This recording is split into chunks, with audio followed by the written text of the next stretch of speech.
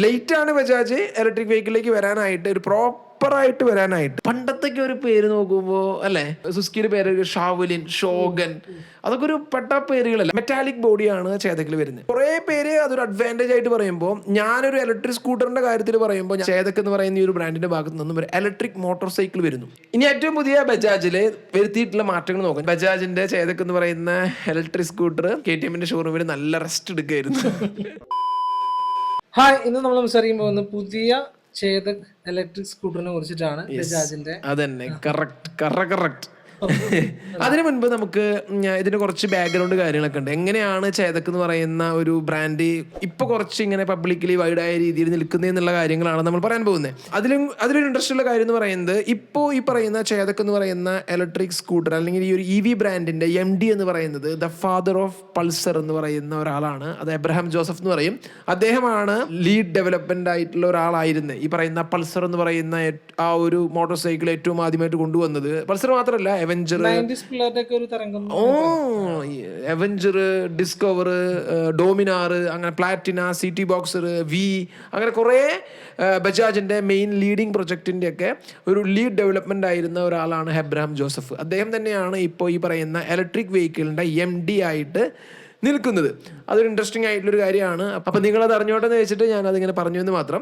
ഇനി നമുക്ക് ബജാജിന്റെ ബിഗിനിങ് തൊട്ട് നോക്കാം. ബജാജ് അല്ല, ചേതക്കിന്റെ ബിഗിനിങ് എന്ന് പറയുമ്പോൾ നമുക്കറിയാം, ചേതക് എന്ന് പറയുന്നത് വളരെ ഫേമസ് ആയിട്ടുള്ള പഴയൊരു സ്കൂട്ടർ ആയിരുന്നു. ഒരു പെട്രോൾ ബേസ് ചെയ്തിട്ടുള്ള ഒരു സ്കൂട്ടർ ആയിരുന്നു. പിന്നെ ആ ഒരു സ്കൂട്ടറിന്റെ പേരിൽ തന്നെയാണ് ബജാജ് ഈ പറയുന്ന ഇലക്ട്രിക് ബ്രാൻഡ് ഡെവലപ്പ് ചെയ്തത്. ഏറ്റവും ആദ്യം ചേതക് എന്ന് പറയുന്ന ഇലക്ട്രിക് ബ്രാൻഡായിട്ട് അവരൊരു സ്കൂട്ടർ കൊണ്ടുവരുന്നത് 2019 19 കൊണ്ടുവന്നപ്പോൾ ബജാജിന്റെ ആ ഒരു സമയത്തെ മാർക്കറ്റിംഗ് എന്ന് പറയുന്നതും ആ ഒരു സമയത്ത് ഐഡിയ എന്ന് പറയുന്നത് ഇത് കുറച്ചധികം പ്രീമിയം എന്ന് പറയുന്ന ലെവലിൽ നിൽക്കണം. അപ്പോൾ പ്രൈസിങ് എന്ന് പറയുന്നത് കുറച്ച് എക്സ്പെൻസീവ് ആയിരുന്നു. ആ ഒരു സമയത്തുള്ള ഇലക്ട്രിക് സ്കൂട്ടേഴ്സിനൊക്കെ കമ്പയർ ചെയ്യുമ്പോൾ ചേതക് എന്ന് പറയുന്നത് കുറച്ചുകൂടി എക്സ്പെൻസീവ് ആയിരുന്നു. അതിനോടൊപ്പം തന്നെ ഇത് സെയിൽ ചെയ്യാനായിട്ട് വെച്ചിരുന്നത് KTMന്റെ ഷോറൂമിലാണ്. KTMന്റെ ഷോറൂമിൽ എത്ര പേര് സ്കൂട്ടർ എടുക്കാൻ വരും എന്നുള്ള ഒരു ക്വസ്റ്റ്യൻ തന്നെ നമ്മൾ മനസ്സിലാക്കേണ്ടിയിരിക്കുന്നു. പക്ഷേ എനിക്ക് തോന്നുന്നു ബജാജ് ആ ഒരു സമയത്ത് KTMന്റെ ഷോറൂമിൽ ഈ പറയുന്ന ചേതക് എന്ന് പറയുന്ന സ്കൂട്ടേഴ്സ് കൊണ്ടുവയ്ക്കാനായിട്ടുള്ള ഒരു കാരണം, അവരുടെ ഇൻഫ്രാസ്ട്രക്ചർ എന്ന് പറയുന്നത് ഒന്ന് ഡെവലപ്പായി വരുന്നതേ ഉണ്ടായിരുന്നുള്ളൂ. ഒറ്റയടിക്ക് മാർക്കറ്റിലെ ചേതക് എന്ന് പറയുന്ന ഒരു ബ്രാൻഡായിട്ട് കൊണ്ടുവന്നിരുന്നെങ്കിൽ ചിലപ്പോൾ ആദ്യത്തിൽ തന്നെ കുറെ പ്രശ്നങ്ങൾ സംഭവിച്ചിരുന്നു.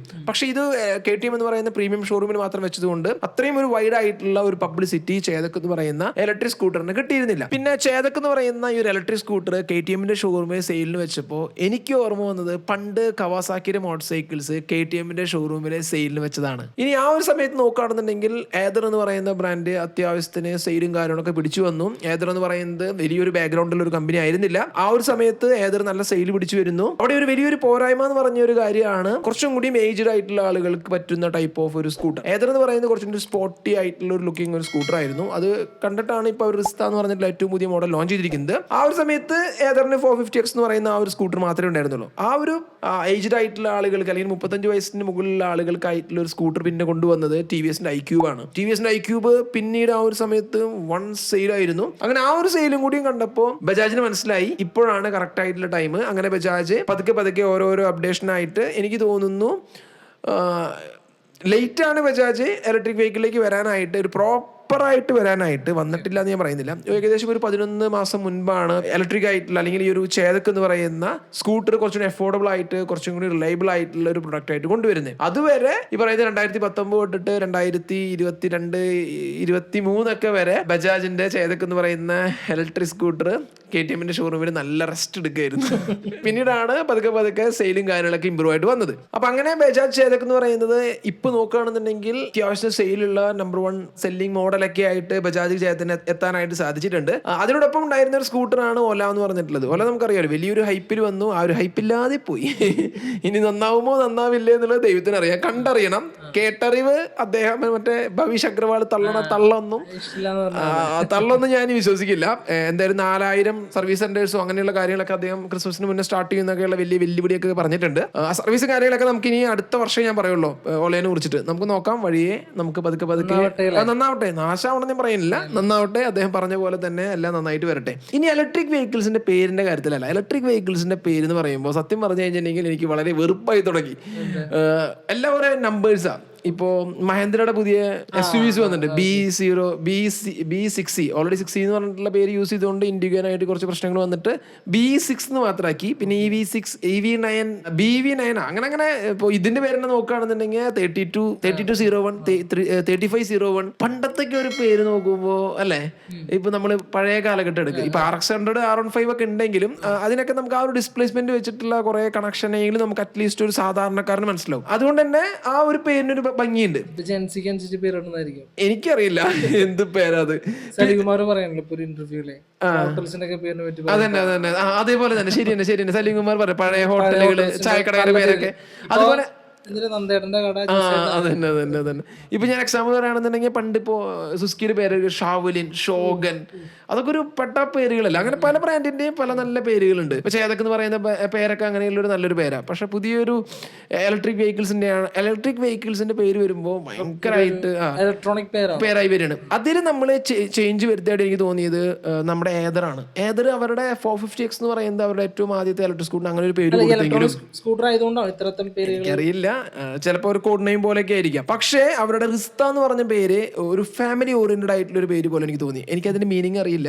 ഞാൻ പറ്റുകയാണെങ്കിൽ ഇവിടെ സ്ലൈഡിൽ കൊടുക്കാം. ഞാൻ ഇപ്പോഴാണ് ആലോചിക്കുന്നത് റിസ്ത എന്ന് പറഞ്ഞതിന്റെ മീനിങ് എന്താണെന്നുള്ളത്. ഹിന്ദിയിൽ എന്തോ ഒരു മീനിങ് ഉണ്ടെന്നാണ് എനിക്ക് മനസ്സിലാക്കണേ. അപ്പൊ അത് കുറച്ചും കൂടി ഇങ്ങനെ അട്രാക്റ്റീവ് ആയിട്ടുള്ള ഒരു ഫാമിലി ഓറിയന്റഡ് ആയിട്ടുള്ള സ്കൂട്ടർ, കുറച്ചും കൂടി ഒരു കമ്പ്യൂട്ടർ ഫ്രണ്ട്ലി ആയിട്ടുള്ള ഒരു സ്കൂട്ടർ ആയതുകൊണ്ടായിരിക്കും അങ്ങനെ ഒരു പേര് കൊടുത്തത്. അപ്പൊ പേരിന്റെ ഒരു പോരായ്മ എനിക്ക് തോന്നി. നിങ്ങൾക്ക് എന്താ അഭിപ്രായം എന്നുള്ളത് താഴെ കമന്റ് ചെയ്യുക. ഇനി നമുക്ക് പുതിയ ബജാജ് ചേതക്കിന്റെ ഇലക്ട്രിക് സ്കൂട്ടറിനെ കുറിച്ച് നോക്കാം. ഏറ്റവും ആദ്യത്തെ കാര്യം ഇതിന്റെ വെയിറ്റ് ആണ്. വെയിറ്റ് വരുന്നത് 134 കിലോഗ്രാം ആണ്. ചേതക് എന്ന് പറയുന്നത് ഒരു ഗുഡ് ലുക്കിംഗ് ആയിട്ടുള്ള ഒരു സ്കൂട്ടർ തന്നെയാണ്. എയറോഡൈനാമിക്കലി ബെറ്റർ ആയിട്ടുള്ള ഒരു ഡിസൈൻ ആണ്. പക്ഷെ വെയിറ്റിന്റെ കാര്യത്തിന് മാത്രം ബജാജ് കോംപ്രമൈസ് ചെയ്യുന്നില്ല. അതിന് പല കാരണങ്ങളുണ്ട്. ഏറ്റവും മെയിൻ ആയിട്ടുള്ള ഒരു കാരണം എനിക്ക് തോന്നുന്നത് ബാറ്ററി മോട്ടറൊക്കെ ഉണ്ടെങ്കിലും മെറ്റാലിക് ബോഡിയാണ് ചേതക്കിൽ വരുന്നത്. കുറെ പേര് അതൊരു അഡ്വാൻറ്റേജ് ആയിട്ട് പറയുമ്പോൾ, ഞാനൊരു ഇലക്ട്രിക് സ്കൂട്ടറിന്റെ കാര്യത്തിൽ പറയുമ്പോൾ ഞാൻ ഒരിക്കലും ഒരു മെറ്റാലിക് ബോഡി വരുന്നത് ഒരു അഡ്വാൻറ്റേജ് ആയിട്ട് ഞാൻ പറയില്ല. കാരണം നമുക്ക് എല്ലാവർക്കും അറിയാം വെയിറ്റ് എന്ന് പറയുന്നത് ഒരു ഇലക്ട്രിക് സ്കൂട്ടറിന്റെ മെയിൻ ആയിട്ടുള്ള ഒരു ഘടകമാണ്.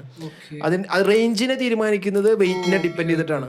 അതുകൊണ്ട് തന്നെ 134 കിലോ എന്ന് പറഞ്ഞത് ഒരു ഹെവി ആയിട്ടുള്ള ഒരു വെയിറ്റ് ആയിട്ട് എനിക്ക് തോന്നുന്നു. ഇനി ആ ഒരു സ്ഥാനത്ത് നമ്മൾ ഏതർ നോക്കുക, iQube ഒക്കെ നോക്കുകയാണെന്നുണ്ടെങ്കിൽ 118 കിലോ, 119 കിലോ ഒക്കെ വെയിറ്റ് വരുന്നുള്ളൂ. ഏകദേശം ഒരു 17 കിലോ 18 കിലോ ഒക്കെ വെയിറ്റ് കുറവായിരിക്കും. അതൊരു അഡ്വാൻറ്റേജ് ആയിട്ട് ആ ഒരു സ്കൂട്ടേഴ്സ് നമുക്ക് തോന്നിയിട്ടുണ്ട്. ഇനി എന്തുകൊണ്ട് ഈ പറയുന്ന ഏതറൊക്കെ ലൈറ്റ് വെയിറ്റ് ആയിട്ട് വരുന്നത് വെച്ചിട്ടുണ്ടെങ്കിൽ, ഏറ്റവും ആദ്യത്തെ കാര്യം ഏതറിൽ കുറെ അലുമിനിയം കമ്പോണൻസ് വരുന്നുണ്ട്. ഇപ്പൊ എന്റെ സൈക്കിൾ നിനക്ക് അറിയാലോ, എന്റെ സൈക്കിൾ എന്ന് പറയുന്നത് ഓൾ അലുമിനിയം ആയിട്ടുള്ള ഒരു സൈക്കിളാണ്. അതുകൊണ്ട് തന്നെ അത് ലൈറ്റ് വെയിറ്റ് ആണ്. അതുപോലെ തന്നെ ബെറ്റർ ആയിട്ടുള്ള ഒരു മെറ്റീരിയൽ ആണ്. അങ്ങനെ ഏതർ എന്ന് പറയുന്നത് കുറെ കാര്യങ്ങൾ വെയിറ്റ് കുറയ്ക്കാൻ വേണ്ടിയിട്ട് അലുമിനിയം കമ്പോണൻസ് ഒക്കെ യൂസ് ചെയ്യുന്നുണ്ട്. TVSന്റെ കാര്യം നോക്കുകയാണെന്നുണ്ടെങ്കിൽ TVS കൂടുതലും പ്ലാസ്റ്റിക് ആയിട്ടുള്ള കമ്പോണൻസ് ആണ് ബോഡി പാനൽസിൽ യൂസ് ചെയ്യുന്നത്. അതുകൊണ്ടാണ് ആ ഒരു ലൈറ്റ് വെയിറ്റ് എന്ന് പറയുന്ന ആ ഒരു കൺസെപ്റ്റ് എത്തിയിരിക്കുന്നത്. ഇനി ഇലക്ട്രിക് വെഹിക്കിളിന്റെ വെയിറ്റ് കൂടി കഴിഞ്ഞിട്ടുണ്ടെങ്കിൽ അടുത്തൊരു പ്രശ്നം എന്ന് പറയുന്നത് ടയർ ലൈഫ് കുറയും എന്നുള്ളതാണ്.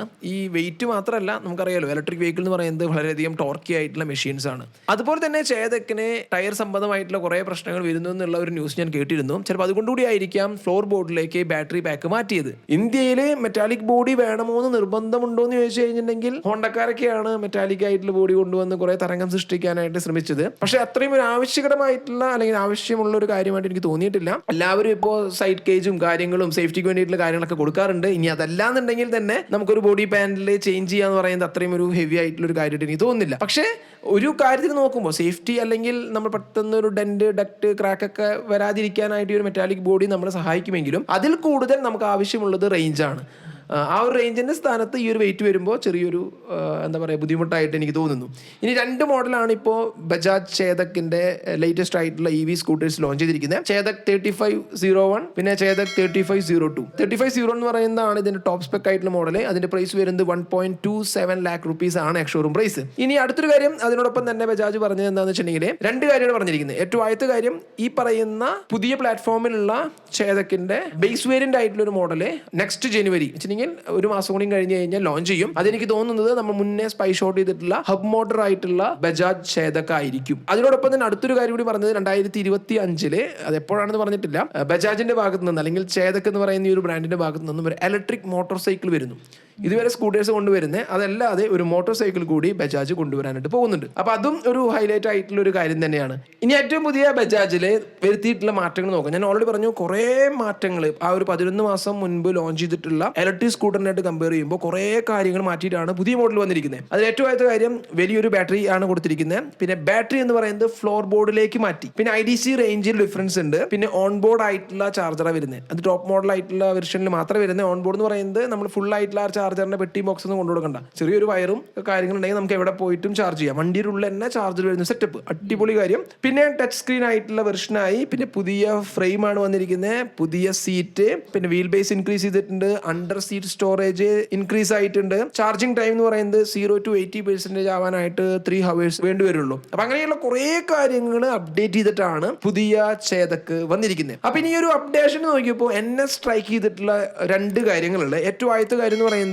ബാറ്ററി പാക്ക് എന്ന് പറയുന്നത് എവിടേക്ക് ആക്കി? ബാറ്ററി പാക്ക് എന്ന് പറയുന്നത് ഫ്ലോർ ബോർഡിലേക്ക് ആക്കി. ഫ്ലോർ ബോർഡിലേക്ക് ബാറ്ററി പാക്ക് വരുമ്പോൾ ഒരു ഉപകാരം എന്ന് പറയുന്നത് സെന്റർ ഓഫ് ഗ്രാവിറ്റി എന്ന് പറയുന്നത് ഇൻക്രീസ് ആവും. ഇനി അതിനോടൊപ്പം തന്നെ വീൽ ബേസും കൂടി ഇൻക്രീസ് ചെയ്തെന്ന് പറഞ്ഞു. സോ വീൽ ബേസും കൂടി ഇൻക്രീസ് ചെയ്ത് കഴിഞ്ഞിട്ടുണ്ടെങ്കിൽ സെന്റർ ഓഫ് ഗ്രാവിറ്റി കുറഞ്ഞതിന്റെ ഒരു പോസിറ്റീവും, അതുപോലെ തന്നെ വീൽ ബേസ് ഇൻക്രീസ് ചെയ്തപ്പോൾ സ്റ്റെബിലിറ്റി ഒന്നും കൂടി ഈ പറയുന്ന ഇലക്ട്രിക് സ്കൂട്ടറിന്, ഈ പറയുന്ന ചേതക്കിന് കുറച്ചും കൂടി ഇൻക്രീസ് ആവും. അതൊരു വലിയൊരു ഹൈലൈറ്റ് ആയിട്ടുള്ള ഒരു പോയിന്റ് തന്നെയാണ് ബജാജ് ചേതക്കിന്റെ ഏറ്റവും പുതിയ സീരീസിന്റെ. ഈ പറയുന്ന ബാറ്ററി പാക്ക് ഫ്ലോർ ബോർഡിലേക്ക് പോയതുകൊണ്ട് തന്നെ ഞാൻ പറഞ്ഞു അണ്ടർ സീറ്റ് സ്റ്റോറേജ് എന്ന് പറയുന്നത് 35 ലിറ്റർ ആയിട്ടുള്ള വലിയൊരു സ്പേസ് ആയിട്ടും കൂടി കൂട്ടി കിട്ടി. അപ്പൊ അതും കൂടി ഈ പറയുന്ന ചേതക്കിന്റെ ഒരു അഡ്വാൻറ്റേജ് ആയിട്ട് എനിക്ക് തോന്നുന്നു. മൊത്തമായിട്ടുള്ള എന്റെ ഒരു വെർഡിക്റ്റ് നോക്കുകയാണെന്നുണ്ടെങ്കിൽ ബെറ്റർ ആയിട്ട് തന്നെ കാര്യങ്ങളെല്ലാം ചെയ്തിട്ടുണ്ട്. പക്ഷെ ഞാൻ പറഞ്ഞു ഒരു 11 മാസത്തിന്റെ ചെറിയൊരു കാലയളവില് വലിയൊരു അപ്ഡേഷൻ കൊണ്ടുവരുന്നത് എന്തിനാണെന്ന് ചോദിച്ചു കഴിഞ്ഞിട്ടുണ്ടെങ്കിൽ എനിക്ക് മനസ്സിലാക്കാൻ സാധിച്ചിരിക്കുന്നത് പഴയ ചേതക്കിനെ ഇതുവരെ സെയിൽ ചെയ്തിരുന്ന ചേതക്കിനെ പലതരത്തിലുള്ള റിലയബിലിറ്റി ഇഷ്യൂസ് ഉണ്ടായിരുന്നു. അതുപോലെ തന്നെ സർവീസിന്റെ ഇഷ്യൂസ് ഞാൻ കുറെ കേട്ടിട്ടുണ്ട്. സർവീസിന്റെ ഇഷ്യൂസും റിലയബിലിറ്റി ഇഷ്യൂസ് ഉള്ളതുകൊണ്ട് തന്നെ ആ ഒരു പ്രൊഡക്റ്റിന് കുറെ കാര്യങ്ങൾ മാറ്റേണ്ടതായിട്ട് ബജാജിന് തന്നെ തോന്നിയിട്ടുണ്ടാവും. അതുകൊണ്ടായിരിക്കും ഇത്രയും പെട്ടെന്ന് വെച്ചിട്ടുണ്ടെങ്കിൽ ഒരു 11 മാസം എന്ന് പറയുന്നത് വലിയൊരു കാലയളവായിട്ട് ഞാൻ പറയുന്നില്ല. അല്ലെങ്കിൽ ഇപ്പോൾ എനിക്ക് തോന്നിയിട്ടുള്ളത് ചില സമയത്ത് മൊബൈലിനേക്കാളും ഫാസ്റ്റർ ആയിട്ടാണ് ഇപ്പോൾ മോട്ടോർ സൈക്കിൾസ് അപ്ഡേറ്റ് ആയിട്ട് വരുന്നത് എന്നുള്ളത് ചില സമയത്ത് തോന്നിയിട്ടുണ്ട്. അതെന്തുകൊണ്ടാണെന്ന് വെച്ചിട്ടുണ്ടെങ്കിൽ അത്രയും പ്രശ്നങ്ങൾ റിലയബിലിറ്റി ഇഷ്യൂസ് വരുന്നതുകൊണ്ടാണ് അവർ ഒറ്റയടിക്ക് ആ ഒരു പ്രശ്നങ്ങളൊക്കെ മാറ്റി പുതിയൊരു വെർഷൻ ആയിട്ട് കൊണ്ടുവരുന്നത്. ഇപ്പോൾ ഏതറിന്റെ കാര്യം എടുക്കുകയാണെന്നുണ്ടെങ്കിൽ തന്നെ ഏതൊരു കുഞ്ഞു കാര്യങ്ങളാണെങ്കിൽ പോലും അത് ഓരോ അപ്ഡേഷനിലും ആ ഒരു കാര്യങ്ങൾ മാറ്റിക്കൊണ്ടുവരും. പക്ഷേ ബജാജിന്റെ കാര്യം ഇപ്പോൾ ഈ ഒരു ചേതകിന്റെ കാര്യം എടുക്കുകയാണെന്നുണ്ടെങ്കിൽ ഞാൻ പറഞ്ഞില്ല കുറേ കാര്യങ്ങൾ മാറ്റിയിട്ടുണ്ട്. ഫ്രെയിമിലാണെന്നുണ്ടെങ്കിലും അതുപോലെ തന്നെ വീൽ ബേസ്, ബാറ്ററി വെച്ചിരിക്കുന്ന ലൊക്കേഷൻ, ഇലക്ട്രോണിക്സിന് മാറ്റം വരുത്തിയെന്ന് പറയുന്നു. അങ്ങനെ കുറേ കാര്യങ്ങളിൽ മാറ്റം വരുത്താനുള്ള ഒരു കാരണം എന്ന് പറയുന്നത് ചിലപ്പോൾ ഈ പറയുന്ന റിലയബിലിറ്റി ഇഷ്യൂസ് ഉണ്ടായിരിക്കാം. അപ്പൊ എന്തായാലും പുതിയ പ്രൊഡക്റ്റ് എന്ന് പറയുന്നത് പഴയതിനായിട്ട് നമുക്ക് കമ്പയർ ചെയ്യാൻ പറ്റില്ല. അപ്പൊ ഇതാണ് ഈ പറയുന്ന പുതിയ ചേതകിനെ കുറിച്ച് പറയാനുള്ളൂ. എന്തായാലും നിങ്ങളുടെ അഭിപ്രായം, പ്രത്യേകിച്ച് ചേതക്ക് യൂസ് ചെയ്യുന്നവര്, പഴയ മോഡൽ യൂസ് ചെയ്യുന്നവര്, അതിനെ കുറിച്ചിട്ടുള്ള അഭിപ്രായം താഴെ കൊടുക്കാം. അതുപോലെ തന്നെ ഏതറിന്റെ റിസ്ത യൂസ് ചെയ്യുന്നവര് അല്ലെങ്കിൽ ഇലക്ട്രിക് സ്കൂട്ടേഴ്സ് യൂസ് ചെയ്യുന്നവരുടെ അഭിപ്രായം, നിങ്ങൾ യൂസ് ചെയ്യുന്ന മോഡലിനെ കുറിച്ചുള്ള അഭിപ്രായം താഴെ കൊടുക്കാനായിട്ട് മറക്കരുത്. അപ്പൊ ഇത്രയും പറയാനുള്ളൂ. Thanks for watching. See you next video. Until then, ciao.